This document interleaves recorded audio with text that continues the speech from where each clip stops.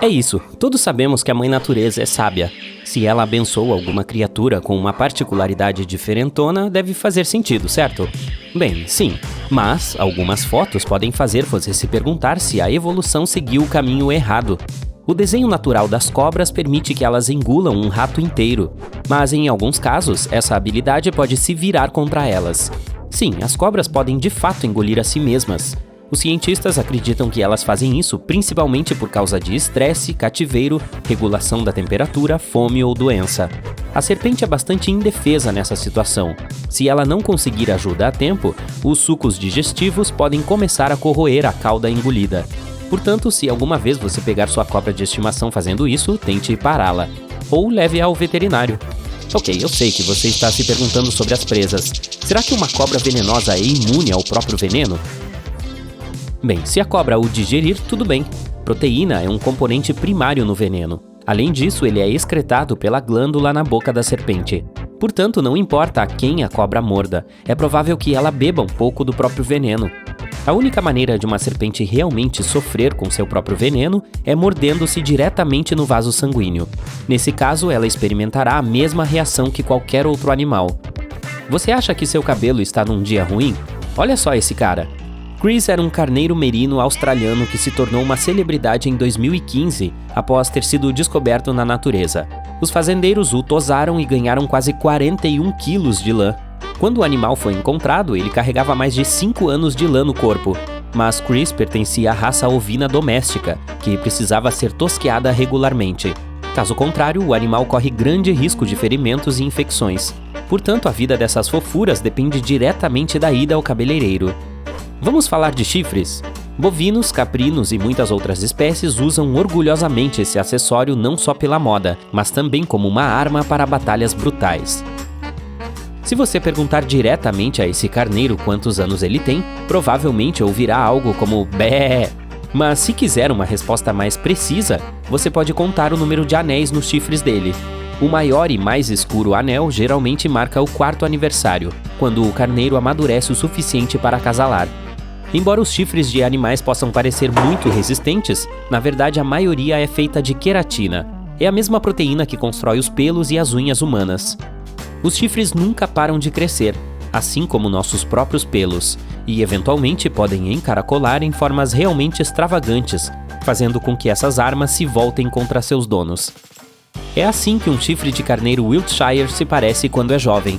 Mas à medida que os anos passam, os chifres normalmente se encaracolam, invadindo seu rosto. E enquanto a maioria cresce de forma inofensiva, alguns chifres podem terminar perigosamente perto da cabeça das ovelhas. Esse carneiro, por exemplo, está tendo má sorte, para dizer o mínimo. Seu chifre cresceu lentamente até se tornar parte de seu próprio crânio. E, bom, o final não deve ter sido legal. É claro que isso dificilmente teria acontecido em uma fazenda, porque as pessoas teriam feito um corte de chifre preventivo. Mas, infelizmente, na natureza, os animais não podem usar os serviços de um cabeleireiro. É por isso que eles usam pedras e galhos para esfregar e triturar seus chifres a fim de mantê-los seguros, assim como os humanos fazem quando cortam suas unhas. A genética defeituosa não é a única razão para a distorção do chifre. Quando os machos dessas espécies querem lutar pelo domínio, começam a dar cabeçadas para mostrar uns aos outros quem é o macho alfa que manda no pedaço. Essas batalhas podem quebrar o chifre, fazendo-o crescer em ângulos estranhos e perigosos. Quanto mais extravagante for a forma original dos chifres, mais problemas sua fratura pode causar. Este pobre kudu africano é um exemplo. Felizmente, em alguns casos, o crescimento ilimitado das partes do corpo pode ser bom para o animal. Basta dar uma olhada nesses sorrisos adoráveis. Se por acaso você quebrar seu próprio dente molar, seu dentista provavelmente diria que isso é irreversível e te ofereceria um implante. Mas se uma alpaca quebra seus dentes frontais, tudo o que ela precisa fazer é esperar. Embora esses animais não tenham dentes superiores, seus dentes inferiores crescem constantemente durante toda a vida. E eles podem parecer bastante assustadores quando ficam muito longos. É por isso que alguns agricultores preferem cortá-los de vez em quando, assim como os donos de pets cortam as unhas de seus gatos ou cães. As lhamas são tão parecidas com as alpacas que muitas pessoas confundem essas duas. Mas a diferença significativa entre elas é que os dentes frontais das lhamas estão envoltos em esmalte. É por isso que, ao contrário das alpacas, elas não têm a superpotência do crescimento sem limites. Que pena! Ao contrário dos chifres de queratina, os chifres de veado são feitos inteiramente de osso. Tipicamente, crescem chifres somente nos cervos machos, chamados de veados. Muito raramente as fêmeas também podem desenvolvê-los, e isso acontece em razão de um grave desequilíbrio hormonal. É o equivalente a uma barba de veado em uma fêmea humana, que às vezes pode parecer devido a várias doenças. Os cervos adultos crescem e perdem seus chifres anualmente, o que coincide com a época de reprodução. No início, seus chifres são cobertos de veludo, uma pele protetora com vasos sanguíneos. Mas quando o chifre está totalmente desenvolvido, os cervos se livram do veludo, assim como as cobras trocam de pele. Embora esse processo não prejudique os cervos, ele pode parecer bastante assustador. Uma vez que os chifres novinhos em folha estejam prontos, os veados começam a lutar com outros machos pela atenção das fêmeas. Normalmente os veados mal comem ou dormem durante essa competição. E se você já questionou se os chifres de 2 cervos podem ficar presos um no outro, a resposta é sim. Cada veado corre o risco de acabar preso ao seu próprio rival em vez de ter uma noite romântica com uma veada fêmea. Que chatice! Além disso, todos os traumas que o cervo recebe durante o acasalamento podem influenciar o crescimento de chifres adicionais se nervos específicos forem danificados. Os chifres podem se desenvolver em ângulos distorcidos por causa de falhas genéticas. Algumas mutações podem até mesmo fazê-los crescer de forma monstruosa. Este cervo azarado mal consegue mover sua cabeça sem perder o equilíbrio. Além disso, se um veado quebra uma perna, seu corpo pode acelerar a cura sacrificando o material ósseo e sanguíneo de um dos chifres. E assim, esse chifre ficará mais fino e mais fraco. E por falar em extensões faciais, não podemos nos esquecer das presas. Por favor, conheça a babirusa da Indonésia. Esse antigo javali surgiu pela primeira vez há mais de 35 mil anos.